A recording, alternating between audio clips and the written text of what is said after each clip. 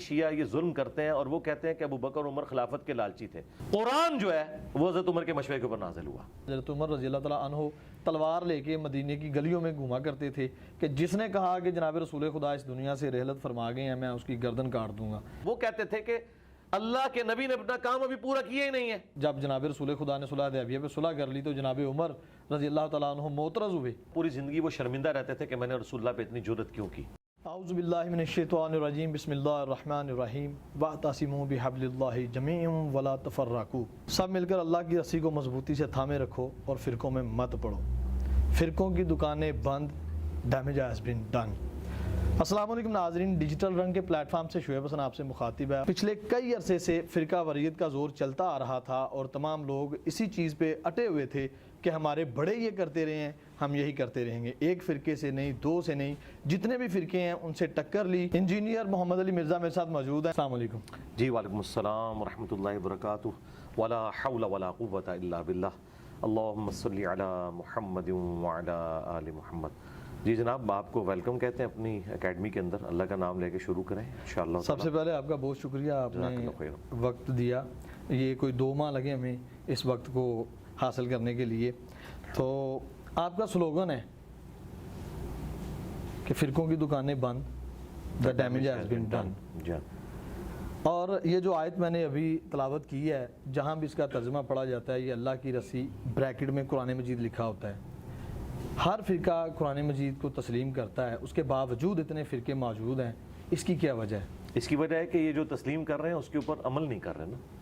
اور یہ جو آپ بریکٹ میں قرآن مجید کہتے ہیں نا، یہ صرف وہ لوگ لکھتے ہیں کہ جو واقعی قرآن کو اللہ کی رسی مانتے ہیں. سارے لوگ نہیں مانتے. آپ اگر بریلوی مکتب سے پوچھیں، ان کی تقریر علماء کی دیکھیں، وہ آپ کو بتا رہے ہوتے ہیں کہ رسی کے اندر کئی ایک چھوٹی رسیاں ہوتی ہیں اور وہ سارے بل مل کے ایک رسی تیار ہوتی ہے. تو ایک اللہ کی محبت کا بل ہے، ایک صحابہ کرام کی محبت کا بل ہے، ایک نبی الاسلام کی محبت کا، ایک اہل البیت کا، اور پھر بیچ میں اپنے بابا بھی داخل کر دیتے ہیں. اور وہ کہتے ہیں یہ سارے مل کے اللہ کی رسی بناتے ہیں. قرآن کو کہاں ماننے کے لیے تیار ہے؟ یہ قرآن کی بات تو ہم نے آگے کی ہے کہ بھائی صحیح مسلم کے اندر جو غدیر خم کی حدیث ہے، قرآن اور اہل بیت 6225 سے لے کے 6228 تک 4 حدیث، اس میں کہا گیا ہے کہ قرآن اللہ کی رسی ہے. جو اسے پکڑے گا ہدایت پہ ہوگا، جو چھوڑ دے گا گمراہ ہو جائے گا. تم اللہ کی کتاب کو پکڑو، اپنا تعلق اس کے ساتھ مضبوط کرو. تو یہ قرآن کے اندر آیا. اصل میں ان کو دھوکہ لگا ہے اس ایک حدیث کی وجہ سے جسے علماء نے اپنے فرقے کو چمکانے کے لیے اور چندے بٹورنے کے لیے استعمال کیا. جو ابو داؤد کے اندر حدیث موجود ہے. ترمذی کے اندر جو روایت ہے مانا علی و اصحابی، وہ تو روایت کمزور ہے. ابو داؤد والی حدیث صحیح ہے کہ میری امت کے 72 فرقے جو ہے جہنم میں جائیں گے اور ایک گروہ جو ہے وہ حق پر ہوگا. اب ان کو یہ حدیث مل گئی تو انہوں نے کہا کہ ہم اپنے سوا سارے فرقوں کو جہنمی ڈکلیئر کریں اور اپنے فرقے کو وہ ناجیہ ڈکلیئر کریں. حالانکہ اس میں فرقے کو جنتی نہیں کہا گیا تھا، ایک گروہ. بخاری مسلم میں ہے کہ میری امت کا ایک گروہ قیامت تک حق پر قائم رہے گا. فرق تو عربی میں کہتے ہیں ٹوٹ کے الگ ہونے کو. اسلام اپنی اصل تھا درخت، اس سے ٹوٹ کر جو الگ ہوا، یہ پتے الگ ہوتے ہیں، انہیں فرق کہا جاتا ہے. کوئی پتا درخت کو نہیں کہہ سکتا کہ ایک فرق میں بھی ہوں ایک تو بھی ہے، وہ تو اصل تھا. تو اصل تھی اسلام مسلم، اس سے ٹوٹ کر فرقے بننا شروع ہوئے. اور نبی الاسلام نے پہلے پیش گوئی کی تھی کہ تم نے اس سسٹم کا حصہ نہیں بننا. نبی الاسلام نے یہ نہیں کہا کہ فرقے بناؤ، آپ نے کہا کہ بن جائیں گے اور ایک گروہ حق پر ہوگا. یعنی فرقہ کبھی بھی حق پہ نہیں ہوگا. فرقے سارے کے سارے جہنمی ہیں جو اپنے آپ کو فرقہ واریت میں بانٹتا ہے. ان الذین فرقوا دینہم وکانوا شیعا لست منہم فی شیء. اے نبی، جنہوں نے اپنے آپ کو فرقوں میں بانٹ لیا اور گروہ در گروہ ہو گئے، آپ کا ان کے ساتھ کوئی تعلق نہیں ہے. تو فرقوں کا نبی الاسلام سے کوئی تعلق نہیں. یہ بس ایک غیبی خبر تھی. جس طرح صحیح مسلم میں حدیث ہے قرب قیامت میں عورتیں ایسا لباس پہنیں گی گویا کہ وہ ننگی نظر آئیں گی، یعنی چست ہوگا یا باریک. تو اس کا مطلب یہ نہیں تھا کہ آپ نے اپنی عورتوں کے ساتھ ایسا معاملہ کرنا ہے. یہاں پہ بھی ایک خبر تھی، غیبی خبر کو انہوں نے حکم بنا دیا کہ فرقے بناؤ. اور پھر حال یہ کہ فرقے بنانے کے بعد انہوں نے کیا کیا؟ اپنے آپ کو جنتی کہا اور باقی سب کو جہنمی کہا. تو پھر اگر ہم دوسرے کی نظر سے دیکھیں تو آپ بھی جہنمی ہیں. تو اس کا اینڈ یہ ہے کہ آپ اس طرف واپس آ جائیں جہاں سے فرقے سٹارٹ ہوئے تھے اور وہ اصل تھی، اس سے فرقے بنے تھے، اور وہ ہیں محمد رسول اللہ صلی اللہ علیہ وآلہ وسلم، ان کے اہل البیت، ان کے صحابہ کرام علیہم رضوان. اگر بات کریں اہل البیت کی تو مودت کا ذکر آتا ہے قرآن مجید میں، آیہ مباہلہ آتی ہے قرآن مجید میں، انما یرید اللہ کی آیت آتی ہے قرآن مجید میں، آیت تطہیر آتی ہے. ان تمام تر آیاتوں کے باوجود جناب رسول خدا کے جانے کے فوراً بعد اہل بیت کے ساتھ کیا ہوتا ہے، وہ کس طرح سے تنہا ہو جاتے ہیں؟ امام حسن علیہ السلام کے ساتھ کیا ہوتا ہے، امام حسین علیہ السلام کے ساتھ کیا ہوتا ہے، اور جو ان کی بات کرتا ہے جیسے سلیم ابن قیس ہیں اور مختار ثقفی ہیں، مالکی اشتر ہیں، وہ ان سے محبت کرنے کے زمرے میں ان کو تنہا کر دیا جاتا ہے. یہ اس دور کی بات ہے. اور اگر اس دور کی بات کریں تو آج بھی جو اہل بیت کی بات کرتا ہے، جیسے آپ ہیں، مولانا اسحاق تھے، مولانا طارق جمیل ہیں، تو ان کو الگ کر دیا جاتا ہے، فتوے لگائے جاتے ہیں. ایسا کیوں ہے؟ دیکھیں ہمیں تو کوئی اس کی پرواہ نہیں ہے. انہوں نے ہمیں کیا الگ کرنا تھا، ان کو ہم نے ان کی عوام سے ہی الگ کر دیا. عوام ان کے اوپر لانتے بھیج رہی ہے.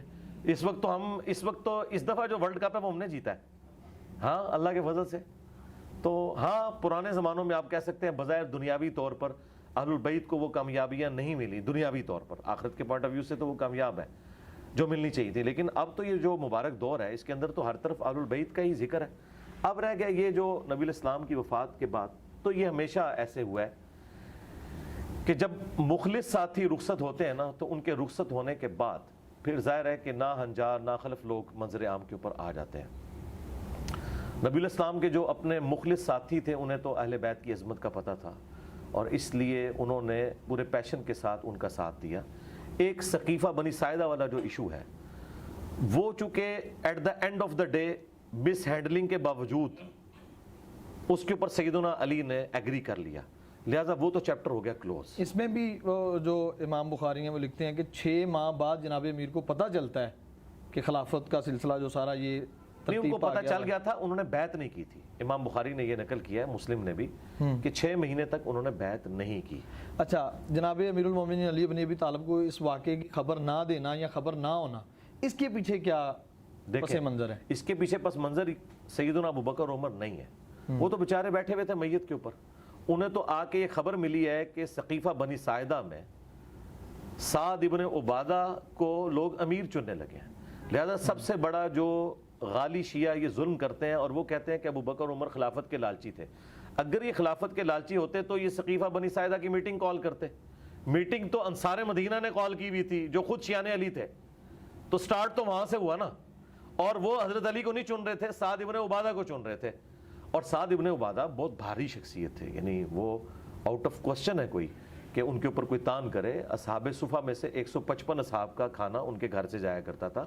یہ 2 بندے ہیں جنہوں نے نبی الاسلام کو مدینے میں سپورٹ کیا ہے، سعد ابن معاذ جو اوس کے سردار تھے اور خزرج کے سعد ابن عبادہ. اگر یہ 2 بندے نہ ہوتے تو نبی الاسلام کی دعوت کو جو یہ عروج ملا ہے جو اللہ تعالیٰ نے یعنی صحابہ کے ذریعے ہاتھ مضبوط کیے ہیں، تو یہ 2 بندے ہیں.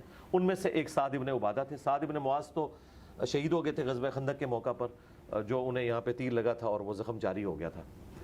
اور سعد ابن عبادہ انصار مدینہ میں سے تھے اور نبی الاسلام کے قریبی ساتھیوں میں سے تھے. تو وہ سمجھتے تھے انصار مدینہ کے نبی الاسلام کے جانے کے بعد چونکہ ہم نے نبی الاسلام کو سپورٹ کیا اور پھر ان کی جو ریزرویشنز تھی وہ جینون تھی. وہ یہ کہتے تھے کہ چونکہ مشرکین عرب جو تھے وہ آخری وقت تک رسول اللہ کے دشمن رہے صلی اللہ علیہ وآلہ وسلم، اور فتح مکہ کی وجہ سے طلقاء وہ بنے. اب ان کے آنے والی نسلیں اپنے آباء و اجداد کا بدلہ ہم سے لیں گی، کیونکہ ہم انصار مدینہ وہ تھے جنہوں نے ان مشرکین عرب کے آباء و اجداد کو قتل کیا ہوا تھا. اور ان میں حضرت علی بھی تھے جو خود مہاجر تھے، لیکن کتنے بڑے بڑے قریش کے سردار حضرت علی کے ہاتھوں قتل ہوئے تھے غزوہ بدر میں، احد کے اندر، خندق کے اندر. تو انصار مدینہ کو یہ ڈر تھا. وہاں پہ آپ کو یہ روایتیں بھی بخاری مسلم میں ملیں گی کہ ایک امیر تم میں سے ہو، ایک ہم میں سے ہو. ہاں بالکل. تو لیکن امیر تو 2 ہو ہی نہیں سکتے، یہ تو بالکل اللاجیکل بات تھی نا. 2 امیر تو ہو ہی نہیں سکتے نا. یہ تو اللہ تعالیٰ نے دنیا میں نظام ہی ایسا نہیں بنایا. جب بھی کوئی جوائنٹ سسٹم بنتا ہے اس کا امیر ایک ہوتا ہے، خاندان میں امیر ایک ہوتا ہے، وہ مرد ہوتا ہے. الرجال قوامون علی النساء. خود اللہ نے اپنے بارے میں کہا ہے کہ اگر اللہ کے ساتھ کوئی اور الہ ہوتا تو یہ زمین و آسمان کا نظام درم برم ہو جاتا سورۃ الانبیاء کے اندر.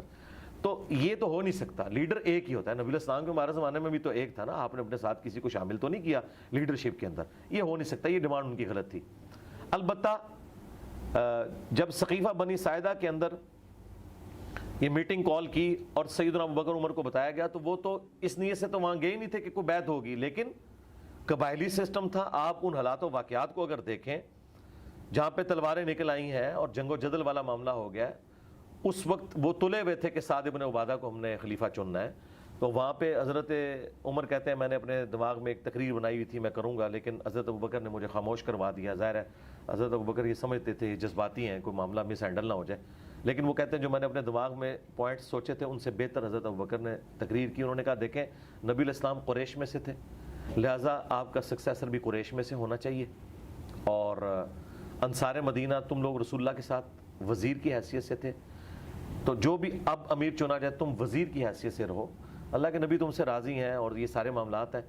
اور چونکہ قریش کا قبیلہ ڈومیننٹ ہے، اوس اور خزرج کا وہ مقام نہیں تھا عرب کے اندر جو قریش کا تھا، اور قبائلی سسٹم میں نبی علیہ السلام کو صرف پیغمبر کے طور پر انہوں نے ایکسیپٹ نہیں کیا تھا عرب دنیا نے، بلکہ ایک قبیلے کے سردار کے طور پر بھی۔ اسی لیے آیا نا اذا جاء نصر اللہ والفتح ورأیت الناس يدخلون فی دین اللہ افواجا، وہ جو فوج در فوج لوگ دین میں داخل ہو رہے تھے وہ اس اعتبار سے ہو رہے تھے کہ قریش کے سردار کو غلبہ مل گیا بنو ہاشم میں سے، اور ہم نے اس کی اطاعت اختیار کرنی۔ یہ پہلی دفعہ ہوا تھا کہ ایک قبیلہ اتنا ڈومیننٹ ہو گیا، ورنہ تو طوائف الملوک ہی تھی، اس کا فائدہ رومنز اور پرشینز اٹھاتے تھے، اور عرب کے لوگ جو زیادہ جنگجو تھے، جن کے اندر زیادہ طاقت تھی، صرف ایک طوائف الملوکی تھی، یہ ایک جھنڈے کے نیچے جمع نہیں تھے، انہیں اپنی طاقت کا اندازہ نہیں تھا کہ اگر ہم اکٹھے ہو جائیں تو یہ رومنز پرشین تو شاہی کوئی نہیں ہے، اور وہ اللہ تعالیٰ نے نبی علیہ السلام کے ذریعے کیا، اور دیکھیں پھر کیسا انہوں نے الٹا، یہ اتنے طاقتور لوگ، ٹف مول کے عادی۔ اب یہ سارے کا سارا معاملہ جو تھا قریش کا غلبہ، اسی کی بنیاد کے اوپر آگے یہ ساری امپائر پھیلنی تھی۔ تو حضرت ابوبکر نے کہا کہ قریش کے علاوہ اگر کوئی اور سردار ہوا تو یہ تمہیں نہیں چنیں گے، مکہ والے نہیں۔ ظاہر ہے کہ خود قریش مکہ نے نہیں ماننا تھا کہ اوس اور خزرج کی کیا اوقات ہے۔ اچھا اب یہ ساری چیزیں ایک گراؤنڈ ریالٹیز ہیں۔ اب آپ لوگوں کو آیتیں حدیثیں نہیں سنا کے کہہ سکتے کہ جی وہ سب انسان اللہ کے نزدیک برابر ہے، یہ ساری چیزیں نہیں ہو سکتی۔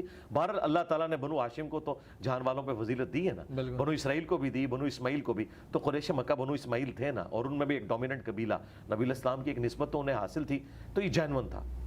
اب اس وقت حضرت ابوبکر نے کیا کیا، بخاری مسلم کے الفاظ ہیں، آپ نے ابو عبیدہ اور حضرت عمر کا ہاتھ یوں پکڑ کے کہا کہ یہ دو بندے ہیں، ان میں سے کسی کو اپنا خلیفہ چن لو۔ اچھا یہ اس وقت کرنا کیوں ضروری تھا؟ آپ کی نظر میں اور میری نظر میں تو یہ ہونا چاہیے تھا کہ اس وقت تھوڑا سا وقفہ لے لیا جاتا، نبی علیہ السلام کی تدفین سے فارغ ہو لیتے اور پھر ایک میٹنگ کال کے معاملات کرتے، لیکن یہ معاملہ اس طرف جانے والا نظر نہیں آ رہا تھا۔ اس وقت کی سچویشن کو وہی بہتر سمجھ سکتے ہیں، اور اس میں مجھ سے پکا لے لیں، امام حسن نے معاویہ بن ابی سفیان کے ہاتھ پہ جو صلح کی ہے، ان کے اپنے ساتھیوں نے کہا کہ اس نے ہمیں ذلیل کروا دیا ہے، لیکن یہ تو امام حسن سمجھ سکتے ہیں، یا میں ان کے اس درد کو سمجھ سکتا ہوں کہ انہیں کس مجبوری میں صلح کرنی پڑی ہے۔ صلح ہی اس وقت بہتر آپشن تھی، ورنہ وہ تو 40,000 کا لشکر لے کے گئے تھے معاویہ سے لڑنے کے لیے، لیکن انہوں نے دیکھا کہ ان کے سردار خرید لیے گئے ہیں اور یہ معاملہ بگڑ جائے گا، تو انہوں نے کہا بھائی بہتر یہ ہے کہ اس معاملے کو میں یہاں پہ تو ٹھپ میں کر دوں۔ یہاں پہ تھوڑی یہ پورا مقدمہ ہے، وہ آپ اپنے پاس رکھیں، سوال اینڈ پہ کر لیجئے گا، میں مقدمہ کلیئر کر رہا ہوں، ورنہ ٹیمپو وہ ٹوٹ جائے گا۔ میں آپ کو بتا رہا ہوں کہ آج بیٹھ کے کوئی سچویشن کا اندازہ نہیں کر سکتا جب تک آپ زمانے میں ریورس جا کے وہ سارے حالات دیکھ نہ لیں۔ تو حضرت ابوبکر نے اس وقت یہ ریلائز کیا کہ بھائی اگر اس وقت کوئی ڈیسیژن نہ ہوا تو یہ تلپٹ ہو جائے گا، اور یہ انصار مدینہ کو چنیں گے اور ایک نئی گیم شروع ہو جائے گی، قریش مکہ میں ہی پھوٹ پڑ جائے گی۔ اب اس کا آخری حل یہ ہے کہ ان دو بڑے سرداروں میں سے ایک کو چن لیا جائے، اور انہوں نے کن بندوں کے نام پیش کیے؟ ابو عبیدہ بن جراح، جن کو نبی علیہ السلام نے امین الامت کہا تھا۔ نجران کے جب عیسائی آئے، بخاری میں آئے، وہ مبالغہ تو نہیں ہو سکا تھا، مسلم میں آئے کہ مولا علی، حسن، حسین اور فاطمہ کو لے کے نبی علیہ السلام آئے، لیکن مبالغہ ہوا نہیں کیونکہ کرسچن ریڈی نہیں ہوئے۔ لیکن پھر انہوں نے کہا کہ اگر مبالغہ ہوا تو ہم مارے جائیں گے، اگر یہ جھوٹا نبی ہوا تو پھر ہمیں کوئی ڈر نہیں، تو آپ ہمارے ساتھ کوئی اپنا ایسا قریبی آدمی بھیجیں۔ تو آپ نے فرمایا میں امین الامت تمہاری طرف بھیجوں گا۔ پھر نبی علیہ السلام نے ابو عبیدہ بن جراح کو بھیجا۔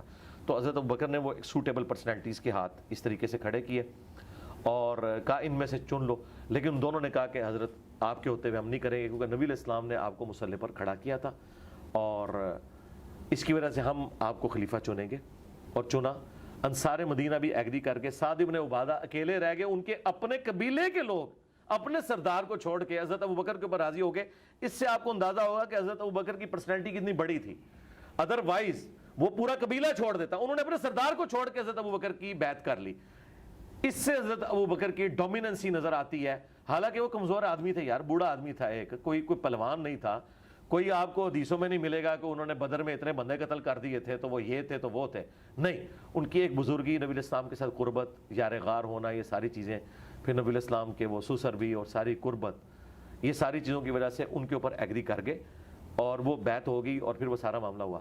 حضرت علی کو یہ کلک تھا کہ اس مشورے میں مجھے شامل کرنا چاہیے تھا. 6 مہینے انہوں نے بیعت نہیں کی. 6 مہینے کے بعد بخاری مسلم میں آتا ہے انہوں نے حضرت فاطمہ کی جب وفات ہو گئی انہوں نے حضرت ابوبکر کو پیغام بھیجا اور کہا کہ آپ میرے پاس آئیں اور اپنے ساتھ کسی کو نہیں لے کے آنا. اور وہ راوی کہتا ہے کہ آپ نہیں چاہتے تھے کہ حضرت عمر ساتھ آئیں کیونکہ وہ جذباتی. تو حضرت عمر نے روکا حضرت ابوبکر کو کہ آپ اکیلے نہ جائیں. انہوں نے کہا میں اہل بیت رسول سے کوئی نیگیٹو چیز امید نہیں کرتا, اس سے آپ کو ان کی کمٹمنٹ کا. وہ اکیلے گئے, حالانکہ بہت بڑا رسک تھا اکیلے جانا. اچھا, جبکہ خلافت کا جھگڑا چل رہا ہے. اور دوسرا آپ دیکھیں خلیفہ وقت جو ہے وہ حضرت ابوبکر ہیں. ہونا تو چاہیے تھا وہ کہتے تم میرے دربار میں آؤ, انہیں پتا تھا اس گھر سے ہمیں دین ملا ہے, یہ ہمارے بڑے ہیں. یہ ان کا جانا. پھر حضرت علی جب یہ بات کی کہ آپ کو جو اللہ تعالیٰ نے یہ فضیلت دی اور یہ حالات و واقعات فیوریبل ہوئے, ہمیں کوئی حسد نہیں ہے, لیکن آپ نے ہمیں مشورے میں بھی شامل نہیں کیا. اس پہ حضرت ابوبکر رو پڑے. اس کے بعد حضرت علی نے کہا دیٹس آل, اب میں اعلانیہ آپ کی بیعت کروں گا. زور کے وقت حضرت ابوبکر ممبر پہ چڑھے, حضرت علی کے فضائل بیان کیے. اس کے بعد سیدنا علی چڑھے اور حضرت ابوبکر کے فضائل بیان کیے اور اپنی بیعت نہ کرنے کی وجہ بتائی. انہوں نے بھی بتایا. الٹیمیٹلی یہ سارا پیچ اپ ہو گیا. اور اس کے بعد جتنی جنگیں ہوئی ہیں ان میں تھنک ٹینک کے طور پر حضرت علی کبھی بھی علیحدہ نہیں ہوئے حضرت ابوبکر سے, نہ حضرت عمر سے. سارے معاملات مشورے کے ساتھ چلتے تھے. تو اس وقت ایک معاملہ ہوا, لیکن چونکہ at the end of the day وہ سیٹل ہو گیا.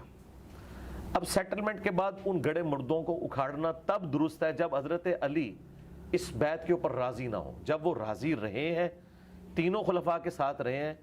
شیعہ کہتے ہیں کہ وہ امت کے مفاد میں رہے, ہم کہتے ہیں دل سے قبول کیا, لیکن اینڈ رزلٹ یہ کہ ساتھ رہے نا, تو تم بھی امت کا مفاد سمجھو نا. اگر مولا علی نے سمجھا ہے تو آج تم اس بنیاد کے اوپر امت کو تو نہ توڑو نا.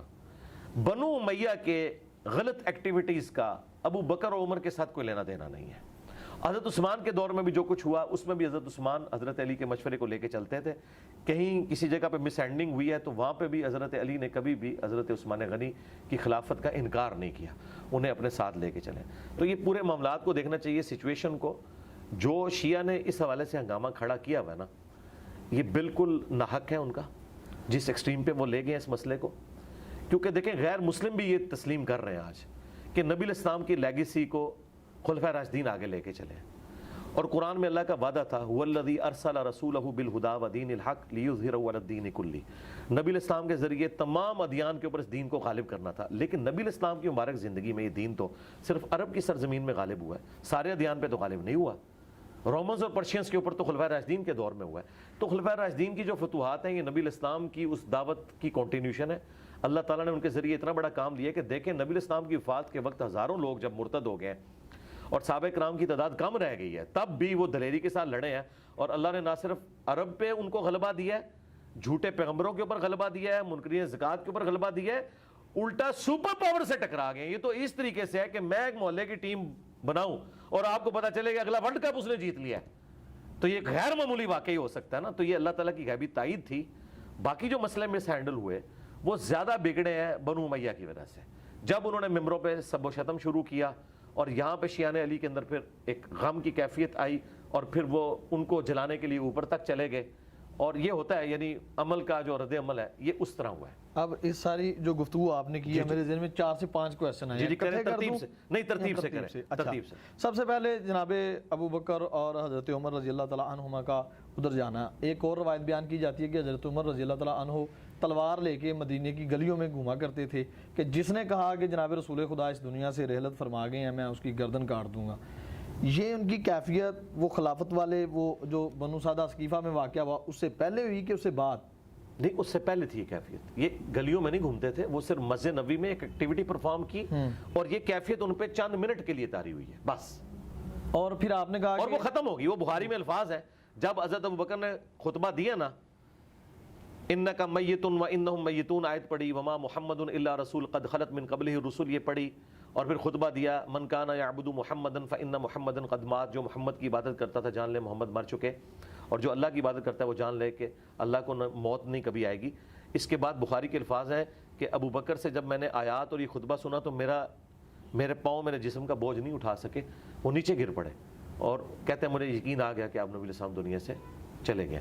تو یہ وقتی کیفیت تھی, گلیوں میں کوئی نہیں گھومتے تھے. یہ عامی لوگوں نے آگے سفرے لگا دی ہیں, 10 ہوتا ہے. اور صفرے لگا کے بہت بڑی میں کر دیں گا یہ وہ، نہیں وقتی طور پہ تھی. اگر یہ بات مانی جائے تو پھر کیا نعوذ باللہ ان کا ذہنی توازن بگڑ گیا تھا؟ نہیں، ایک وقتی کیفیت تھی جو ان کے اوپر طاری ہوئی.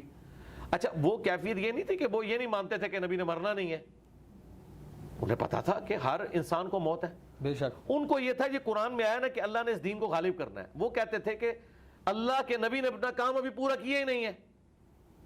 ان کے یہ دماغ میں نہیں تھا یہ کام اللہ نے بعد میں پورا کروانا ہے، تاکہ اللہ تعالیٰ غیر مسلموں کے اوپر بھی یہ ثابت کرے کہ خلفۂ راشدین کے پیچھے، نبی الاسلام کی دعوت کے پیچھے اللہ کھڑا ہے. اگر نبی دنیا میں نہیں رہے تب بھی یہ دعوت آگے چلے گی. اور وہ لوگ جو خلفۂ راشدین سے بغض رکھتے ہیں ان کے اوپر بھی یہ حق کھلے کہ اللہ تعالیٰ نے انہیں دین کے کام کے لیے چنا. تو وہ یہ کہتے تھے کہ جس طرح موسیٰ علیہ السلام 40 دن کے لیے کوہ طور پہ گئے اور پھر واپس آ گئے تھے، نبی علیہ السلام ڈورمنٹ پوزیشن میں گئے، یہ واپس آ جائیں گے. تو جب وہ آیات پڑھی حضرت ابوبکر نے، کیونکہ حضرت ابوبکر فزیکلی نبی علیہ السلام کی ڈیڈ باڈی جس نے چیک کی ہے نا صحابہ میں سے، وہ حضرت ابوبکر ہے. ٹھیک. ہاں اس بات کو سمجھیں، باقی تو باہر تھے. مطلب ایک بندے کی میت اندر رکھی ہے، افواہیں ہیں کہ فوت ہوا ہے یا زندہ ہے، اور ایک قریبی آدمی اس کا جو محرم ہے، کیونکہ حضرت عائشہ کے وہ والد تھے، وہ اندر گیا ہے، اس نے جا کے نبض چیک کی، کنفرم کیا نبی علیہ السلام فوت ہو گئے. بخاری کے الفاظ ہے، ماتھے پہ بوسہ دیا اور کہا یا رسول اللہ ایک موت تو آپ کو آنی تھی، اب دوسری موت آپ کو نہیں آنی، اب آپ اللہ کی جنتوں میں. پھر جب آگے انہوں نے کنفرم کیا نا، تو اب باہر تو کوئی یعنی خدا نہ خواستہ ایک شخص کا والد فوت ہوتا ہے اور وہ باہر آ کے اناؤنسمنٹ کرتا ہے کہ بھائی میرے والد صاحب جو اتنے دنوں سے بیمار تھے وہ فوت ہو گئے ہیں. تو اب اگر باہر کوئی بندہ یہ سمجھ رہا تھا نہیں وہ ٹھیک ہیں یا ریکور کر رہے ہیں، وہ کہیں گے یار یہ بات کنفرم ہوگی. تو جب خبر کنفرم ہوئی ہے تو حضرت عمر کو پتہ لگ گیا کہ یہ ہونا تھا. پہلے وہ سمجھ رہے تھے افواہ ہے کہ حضور علیہ السلام پہ بے ہوشی کی کیفیت ہے، اور لوگوں نے سمجھ لیا کہ آپ فوت ہو گئے ہیں.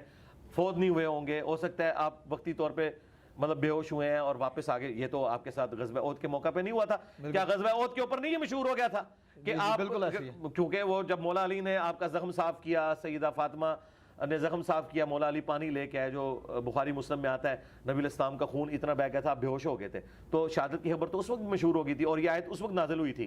امپلیمنٹ ادھر ہوئی، وما محمد الا رسول، محمد تو نہیں مگر ایک رسول، اگر یہ مر جائیں یا قتل کر دیے جائیں تو کیا تم دین سے الٹے قدم پھر جاؤ گے؟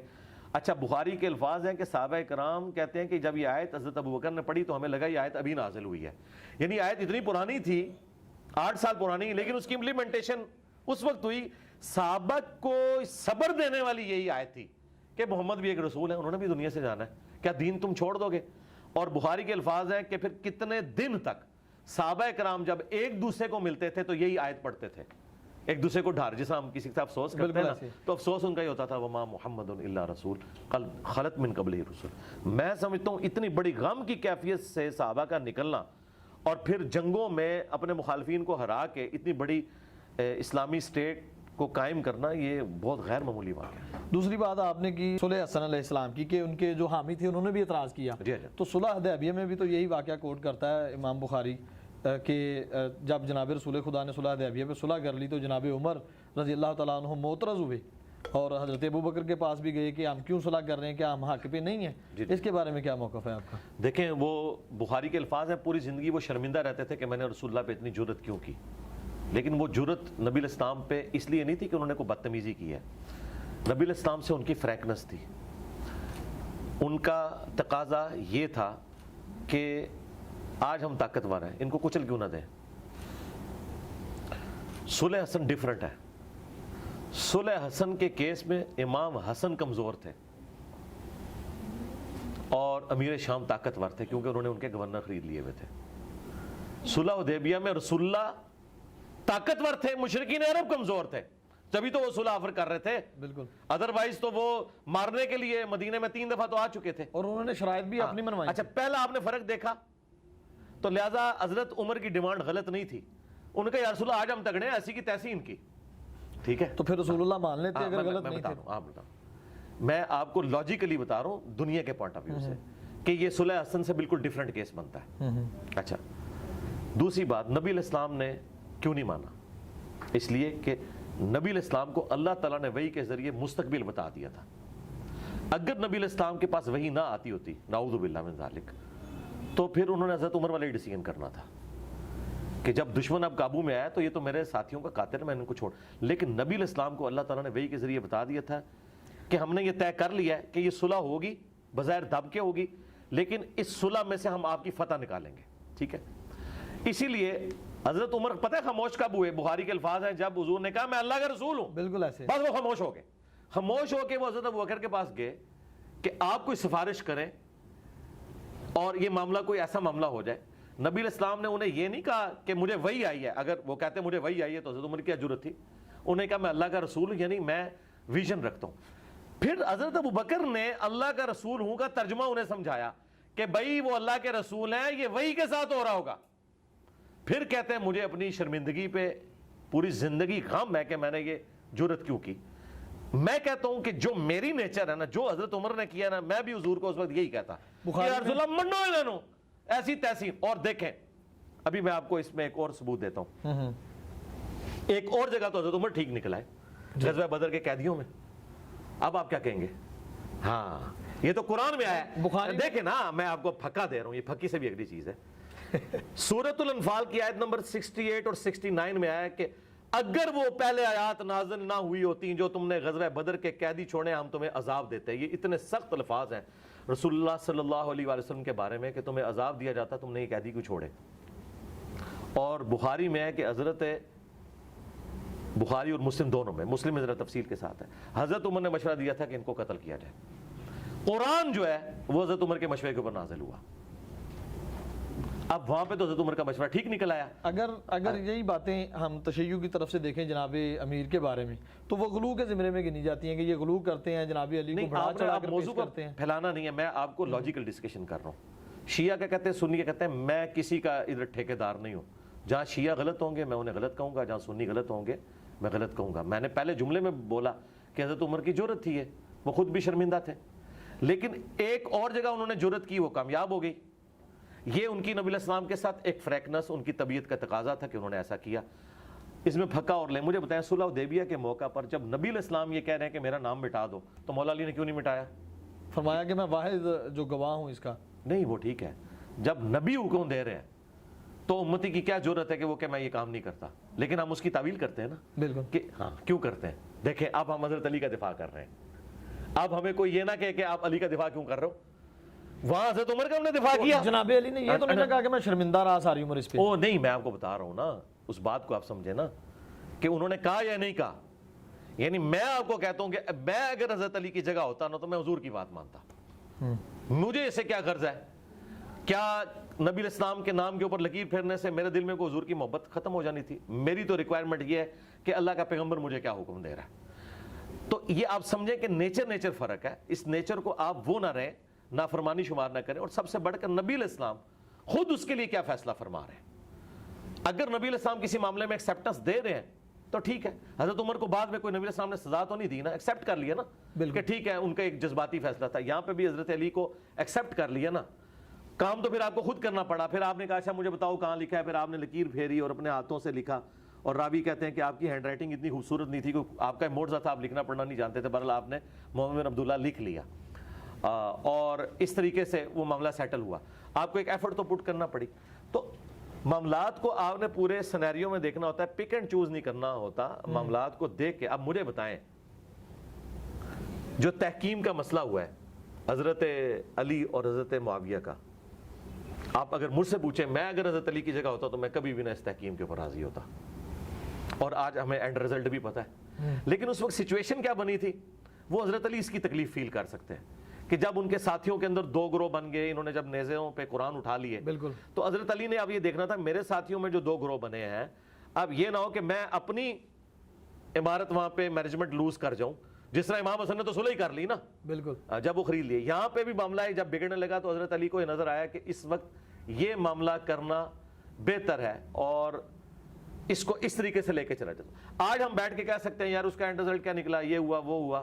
ہو سکتا ہے کہ تحکیم نہ ہوئی ہوتی تو اس سے بھی برا رزلٹ نکلا ہوتا. تو اس سچویشن کو جو بندہ ڈرائیونگ سیٹ پہ بیٹھا ہوا ہے نا وہی جج کر سکتا ہے. اور نبی کے علاوہ جو بھی ججمنٹ دیتا ہے نا وہ صحیح بھی ہو سکتی ہے, غلط بھی ہو سکتی ہے. حضرت علی کی جو ایکسٹراڈنری کوالٹیز ہیں, ان کی کمپیٹنسیز ہیں, اور اتنا بڑا پیریڈ آپ کو مل جاتا, ٹھیک ہے. لیکن یہ تو سوچنے کا ایک پہلو ہے نا. دوسرا پہلو یہ کہ بنو امیہ تو ہے, پتہ نہیں سازشیں کر کے جس طرح حضرت عمر فاروق قتل ہو گئے مغیرہ ابن شعبہ کے غلام کے ہاتھوں, ہو سکتا ہے حضرت علی کو وہ چوتھے دن ہی مار دیتے.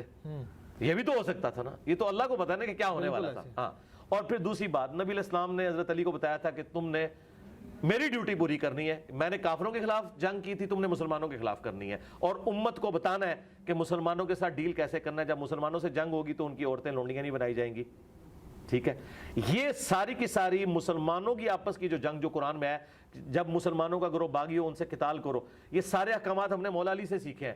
جنگ جمل صفین نہروان نہ ہوتی تو امت کو نہیں پتا تھا کہ مسلمان کی جب مسلمان سے جنگ ہو تو آپ نے کیا اس میں سے نکالنا ہے.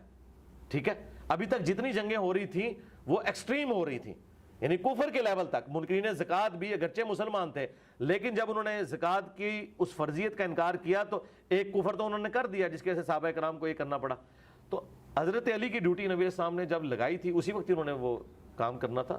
تو میرا خیال ہے جنگ جمل صفین کی جو پیش گوئیاں ہیں اہل سنت کی کتابوں میں اور شیعہ کی کتابوں میں، یہ خود ثبوت ہے کہ حضرت علی کو چوتھا خلیفہ ہی ہونا چاہیے تھا، کیونکہ اسی زمانے میں وہ جنگیں آئی ہیں نا، پہلے خلیفہ کے زمانے میں تو نہیں آئی ہیں. تو میرے خیال ہے یہ سارے کا سارا سسٹم فٹ ان بیٹھتا ہے. لیکن آپ دیکھیں صحیح بخاری میں ایک حدیث ہے 6830، حضرت عمر نے اپنے آخری حج کے دوران، آپ کو منا میں کسی نے آ کے بتایا کہ لوگ کہہ رہے ہیں کہ جب عمر مر جائے گا تو ہم فلاں شخص کو اپنا خلیفہ چن لیں گے. تو حضرت عمر کو اتنا غصہ آیا، انہوں نے کہا میں آج یہیں پہ ایک خطبہ دوں گا کہ مسلمانوں کے مشورے کے بغیر یہ خلیفہ چن رہے ہیں. تو عبد الرحمن بن عوف نے کہا کہ حضرت آپ نہ یہاں ایسا نہ کریں، ساروں تک یہ بات نہیں پہنچی ہوئی، آپ مدینے جا کے خطبہ دیں. پھر مدینے جا کے انہوں نے خطبہ دیا، اور عبداللہ ابن عباس کہتے ہیں کہ میرا گھٹنا ممبر کے ساتھ لگا ہوا تھا اور میں ساتھیوں کو کہہ رہا تھا آج حضرت عمر نے بڑی سخت گفتگو کرنی ہے، اور یہ ان کا آخری خطبہ تھا حضرت عمر کا.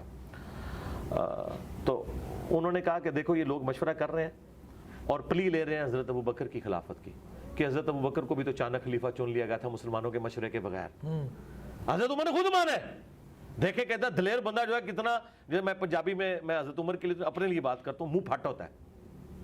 ٹھیک ہے، حالانکہ حضرت ابو بکر کی وجہ سے حضرت عمر خلیفہ بنے ہوئے تھے، لیکن انہوں نے کوئی آر محسوس، ان کا یہ بات ٹھیک ہے کہ حضرت ابو بکر کی خلافت ایک کیٹاسٹرافک کنڈیشن میں ہو گئی تھی.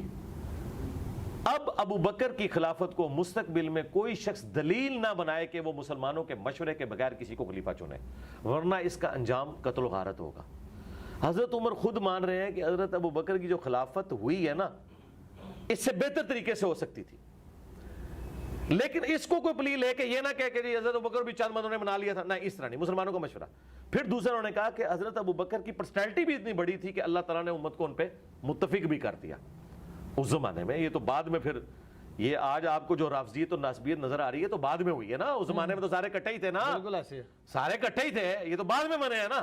تو اس وقت تو حضرت عمر کی بات ٹھیک تھی نا، حضرت عمر کوئی 15ویں صدی میں تو بیٹھ کے نہیں کہہ رہے نا. آج تو ہم کہتے ہیں دو فرقے بن گئے ان جنگوں کی وجہ سے، لیکن اس زمانے میں تو سارے کٹھے ہی تھے نا. تو انہوں نے کہا آندہ کوئی ایسا کام نہ کرے. تو لہٰذا ہم یہ سمجھتے ہیں کہ حضرت علی کی خلافت جس سے اسٹیبلش ہوئی ہے مشورے کے ساتھ، حضرت علی نے تو خلافت لینے سے انکار کر دیا تھا. اور انہوں نے کہا یا تو انصاف ہوگا یا گوشہ نشینی میں اختیار کروں گا. اور لوگوں نے کہا نہیں انصاف، تو ان کو پتہ ہی نہیں تھا کہ انصاف کا مطلب کیا ہے. انصاف کا مطلب یہ ہے کہ انہوں نے کہا حضرت عثمان کے سارے گورنر فارغ جن کی وجہ سے رعایا ان کے خلاف ہوئی، اور وہ کر بھی دیے تھے جب کر دیے نا. ہاں وہ یہ تو نہیں ان کو پتا تھا کہ وہ اتنا ہارڈ لائنر ہو جائے گا. مطلب یہ تو اسی طریقے سے آپ میرے جیسے بندے کو آرمی چیف یا پرائم منسٹر کی پوسٹ پہ بٹھا دیں تو پھر آپ دیکھیں میں کروں گا کیا. لوگ تو مطلب وہ بھول جائیں گے پھر کہ میری تو ایک اپنی نیچر ہے. تو وہ حضرت علی کے بارے میں ایکسپیکٹ کر رہے تھے کہ بھئی حضرت علی کوئی ان درمیان کر رہے، لیکن وہ تو بڑے ہارڈ لائنر تھے. اس وقت انہوں نے کہہ دیا کہ ٹھیک ہے جی حضرت، ان کا پھر لو پھر پہلا ڈیسیژن ہے جی، پہلے ہی چھکا مار دیتا. اچھا، جناب ابو بکر کا خلیفہ منتخب ہونا، اس کے بعد جناب عمر کو وہ ڈائریکٹ سلیکٹ کرتے ہیں؟ نہیں، ڈائریکٹ نہیں سلیکٹ کیا، یہ بالکل جھوٹ ہے. اچھا ہاں یہ بالکل جھوٹ ہے. مشورہ ہوا جی، مشورہ ہوا ہے. کتنے دن تک مشورہ رہا ہے. حضرت ابو بکر اچانک فوت نہیں ہوئے، بیمار ہوئے ہیں.